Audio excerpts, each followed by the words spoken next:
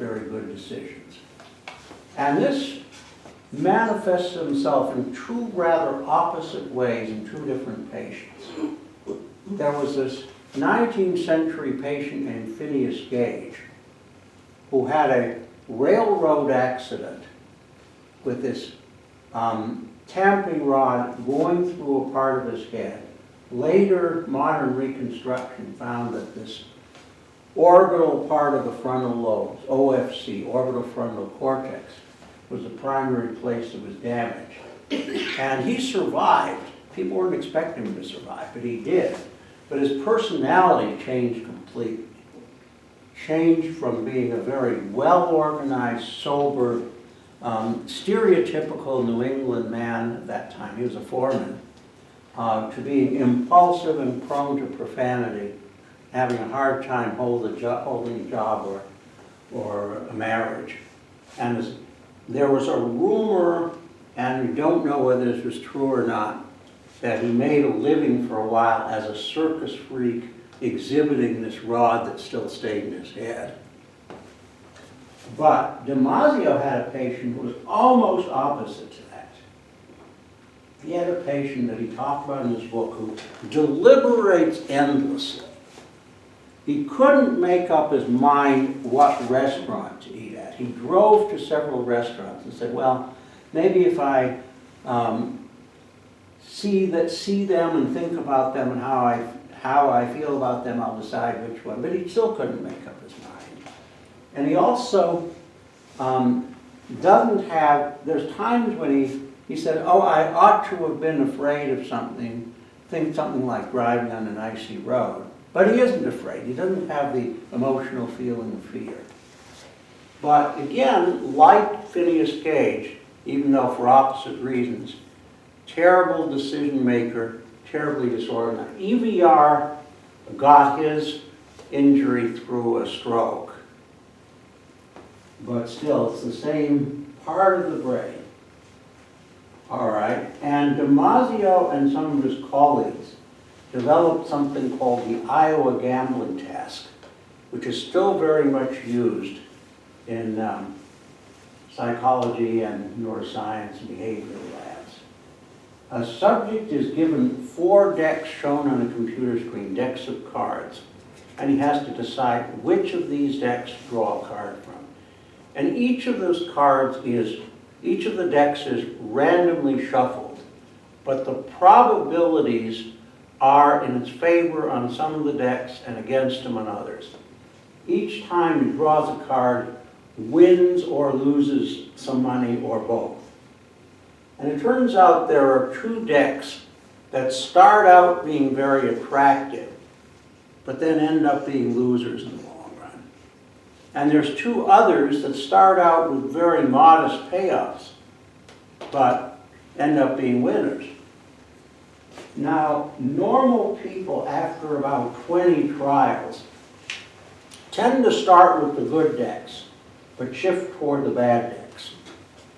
Patients with damage to either the amygdala, this emotional area, or the OFC, the connecting link in the frontal lobes, stick with the bad decks. And another thing they studied was skin conductance responses, which are a measure of arousal. What they exactly mean is not clear, but we do know that skin conductance responses occur to things one's afraid of. Yes, Tim? And when they're switching to decks, do the patients or participants know that there are differences in decks? Do they know they've switched decks, or does this all happen sort of without context? Oh, they know that they have a choice of decks, but they're not told ahead of time what the That they're good or bad decks? No, yeah, they're not told ahead of time which is good or bad. No. They discover that. All right? Now, skin conductance responses develop particularly to negative feedback.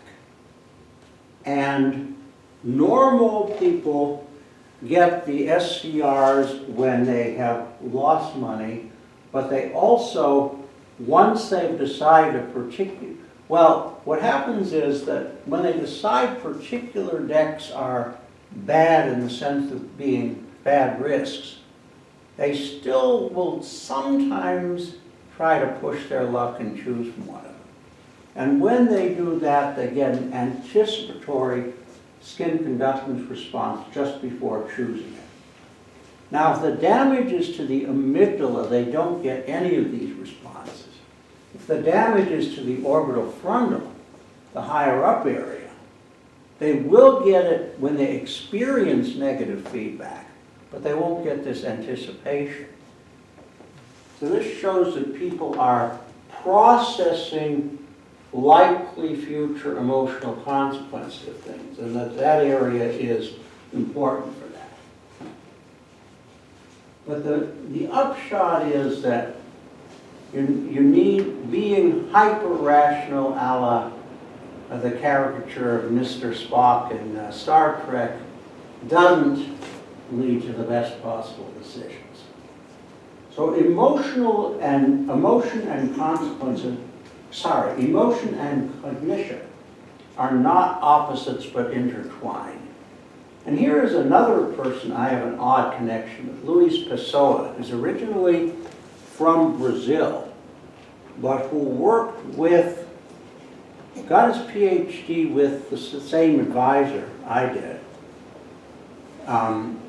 My advisor, when I went, it was at MIT, but then he didn't get tenure there. He went across the river to Boston University and started his own center and became world famous. And Pessoa was his student. Later on, Pessoa became an experimental neuroscientist. And he wrote this book called The Cognitive Emotional Brain. Pretty technical book. I'm going to write a book similar to that, but less technical. But anyway, Pessoa showed all kinds of proofs that no part of the brain is exclusively cognitive or exclusively emotional. All mixed up.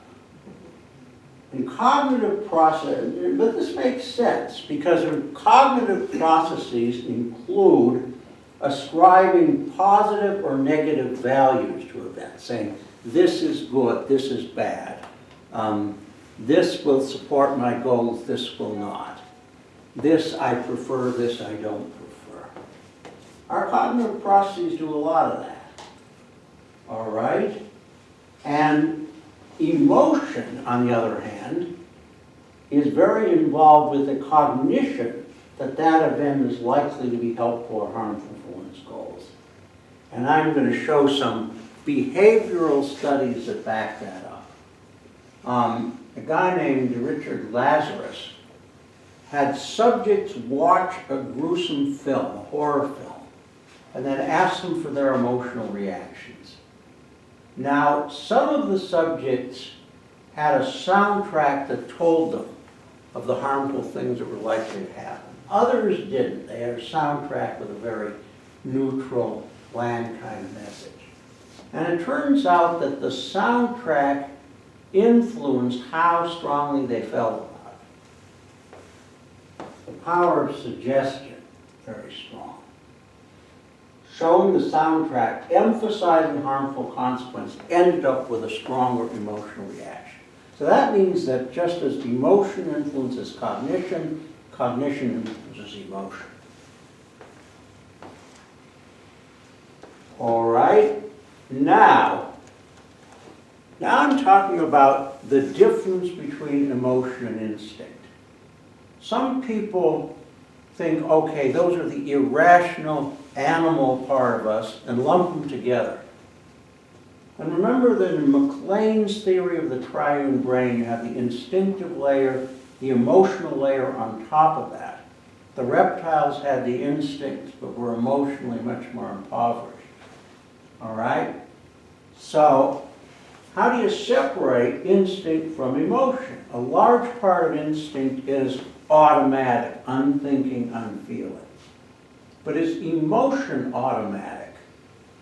All right, I left out a word here. Amygdala can be activated by fearful faces. All right. There's some evidence that the emotional reactions are unconscious and automatic.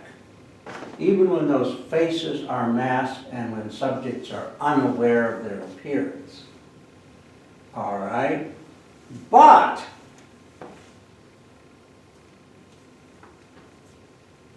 you change attentional demands, and this is Pessoa's work again, and that can influence those responses in the amygdala.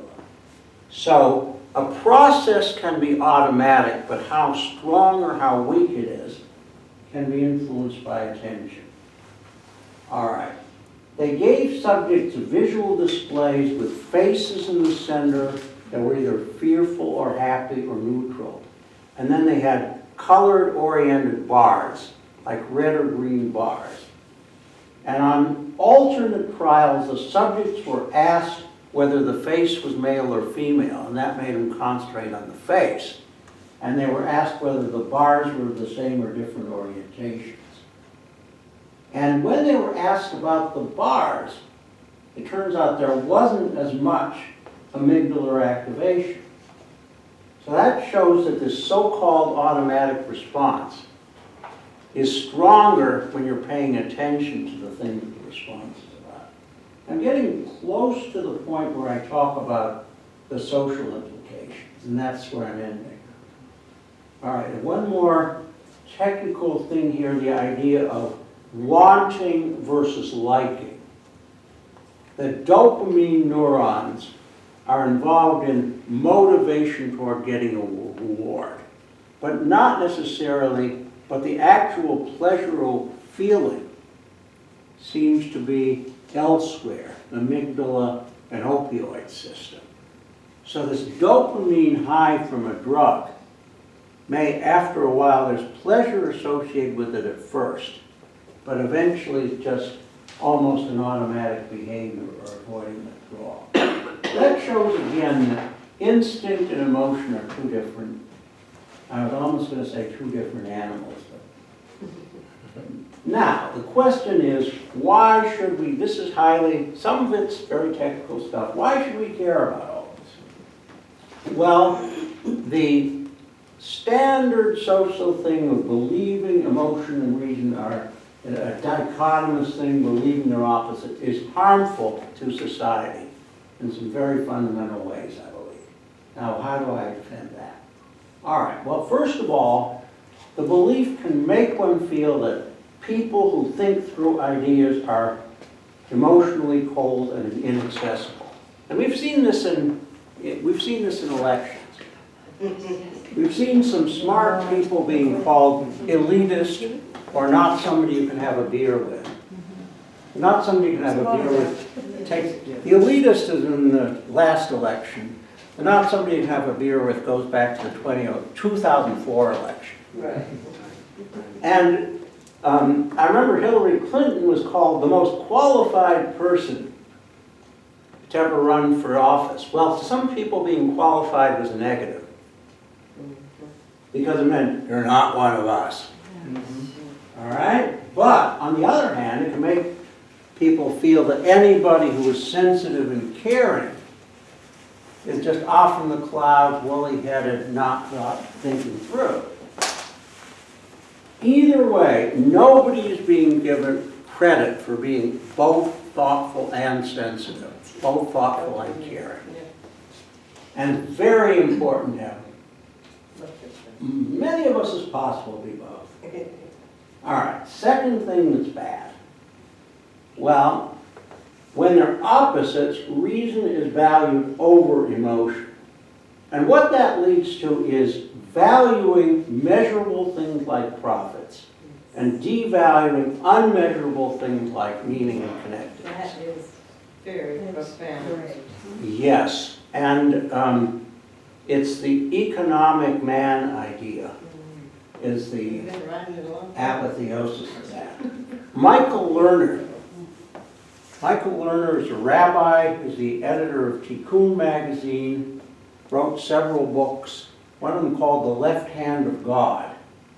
And this was about an approach to religion that was non-authoritarian, dealing more with direct personal experience and interconnectedness.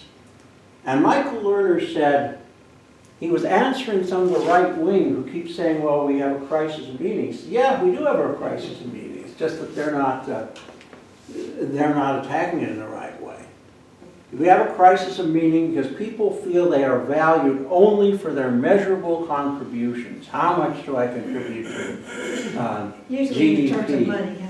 Sorry? Usually in terms of money. In terms of money, yes, or in terms of prestige of some kind, and not for their Some intrinsically measurable for thing. themselves. Yes.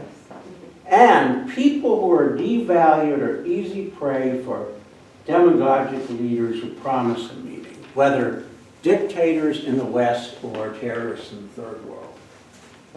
All right, and one more thing that's bad about ranking reason over emotion. It can lead to a rank ordering of groups, because you can say, well, one group of people is more rational, another group of people is more emotional. And that's been behind ranking of men over women, whites over people of color, straights over gays. And I should add also scientists and engineers over people in the liberal arts. We're all good. So, rather than having reason here, emotion down here, we need to have a in order to have social democracy, we need to have a democracy in our minds. Those three parts, instinct, emotion, and reason, are all valuable. They all play roles. None is better than the other. We need all of them. And we need a democracy between all of them. And here are some of my things I've written that relate to that. Now, the first one of those, I'm going to put it on my website. It's not there yet, but at this point, you probably, unless you have an account through a university library, you probably have to pay for it. The other two are free. And then I've got this Exploration in Common Sense and Common Nonsense. It's a book that was supposed to have been published by a commercial publisher, but wasn't, and is on my website. And I've got another one that's in progress at the bottom. So, Yeah, that's interesting. so I went into this field because I believed it was important for us to know the psychological causes of all the strange things that were going on in society. And I'm not sure I have solutions, but I understand the causes pretty well now. Thanks very much.